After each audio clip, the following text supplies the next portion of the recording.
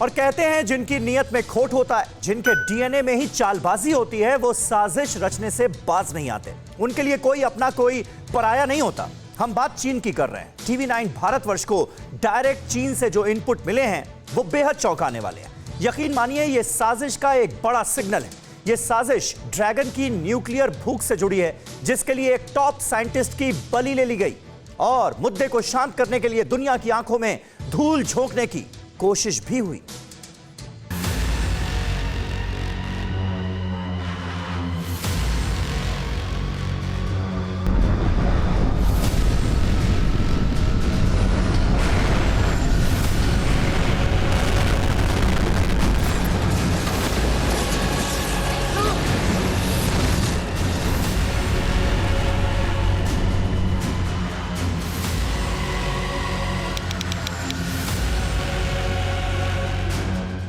अगस्त 1945 इसी दिन अमेरिका ने जापान के हिरोशिमा पर परमाणु बम लिटिल बॉय गिराया था।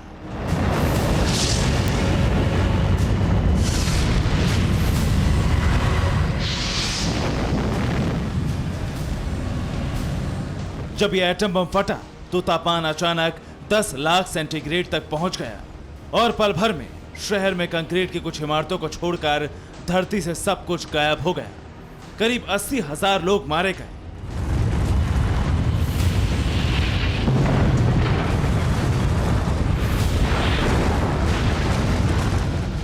अगस्त 1945 3 दिन बाद जापान के नागासाकी में फैट मैन नामक एटम बम गिराया गया, जिसमें 40,000 लोगों की मौत हो गई। दोनों एटमी हमलों में लाखों लोग घायल भी हुए और इन न्यूक्लियर बमों के अटैक का असर बरसों तक देखा जाता रहा। इन धमाकों से दुनिया में परमाणु बमों की होड़ शुरू हो गई। पहले अमेरिका और रूस, फिर चीन भी इस खेल में कूद गया।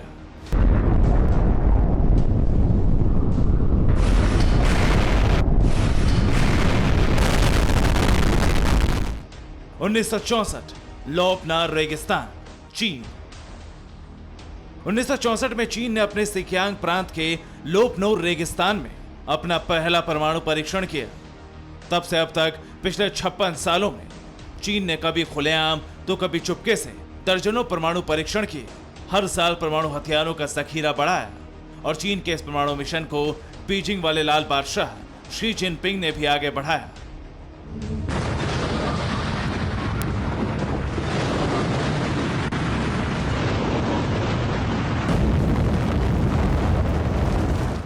लेकिन चीन के इस न्यूक्लियर मिशन की सफलता के पीछे बड़ा हाथ रहा चीन के परमाणु वैज्ञानिकों का, जिनपिंग के टॉप न्यूक्लियर साइंटिस्टों का।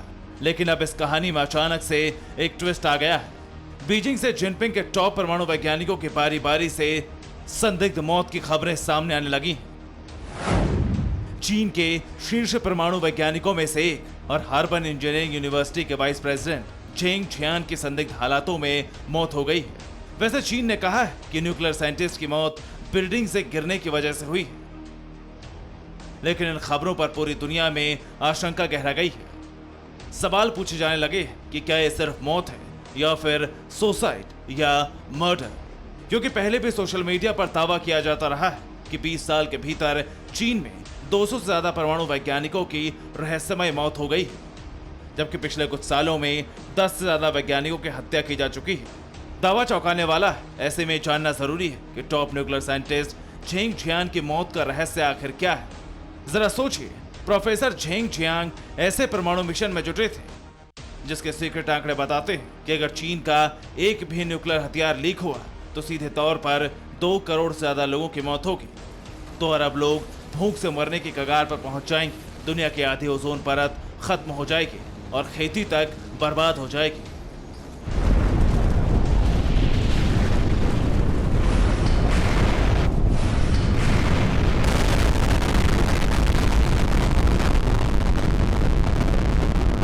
आप अंदाजा लगा सकते हैं कि जो ताकत इतना विनाश कर सकती है, उससे जुड़े लोग किसी देश के लिए कितना महत्वपूर्ण हो सकते हैं। फिर चाहे वो चीन ही क्यों ना हो, तो चीन को एक परमाणु वैज्ञानिक के मौत की क्या कीमत चुकानी पड़ेगी।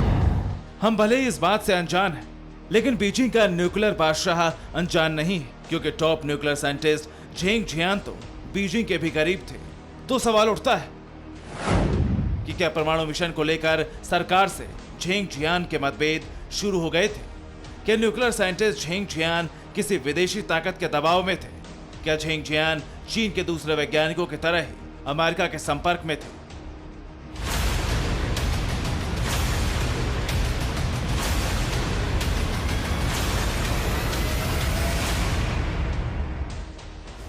ये वो सवाल है जिनकी रहस्य की गुत्थी न्यूक्लियर साइंटिस्ट झेंग जियांग की संदिग्ध मौत से जुड़ी है, क्योंकि दुनिया जानती है कि कभी सरहद के करीब बारूद बरसाना, फाइटर जेट उड़ाना, समंदर की गहराइयों में उछल कूद मचाना, दुनिया वही देखती है जो चीन दिखाता है। लेकिन चीन जो दिखाता है, क्या वही सच होता है?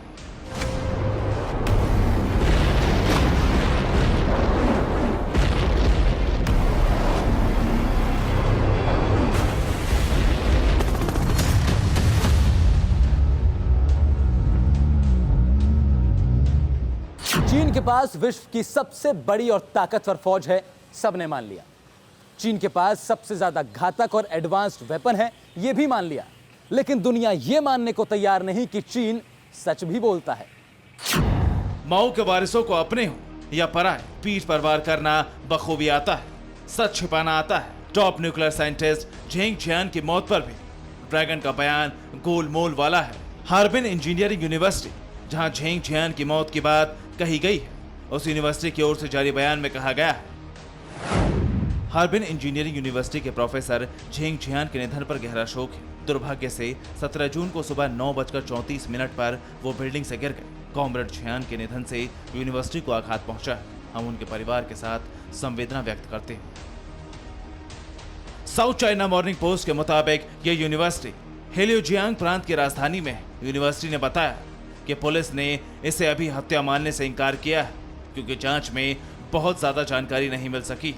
चीन के पुलिस का यह रवैया तब है जब झेंग जियान चाइनीज परमाणु सोसाइटी के भी वाइस प्रेसिडेंट थे, जिनपिंग के टॉप न्यूक्लियर साइंटिस्ट में से एक थे।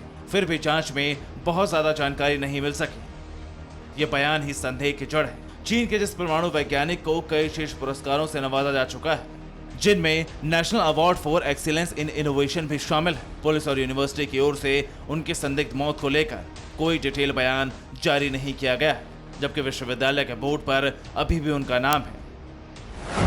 झेंग यूनिवर्सिटी में college of nuclear science and technology के प्रोफेसर थे। इसके अलावा यूनिवर्सिटी की कम्युनिस्ट पार्टी कमेटी की स्थायी समिति के सदस्य भी थे। 2019 में उन्हें चीन के परमाणु कार्यक्रम के जनक माने जाने वाले कियान सेंकियांग के नाम से मिलने वाले पुरस्कार से सम्मानित किया गया था। यह पुरस्कार सरकार की ओर से परमाणु कार्यक्रम में योगदान के लिए दिया जाता है।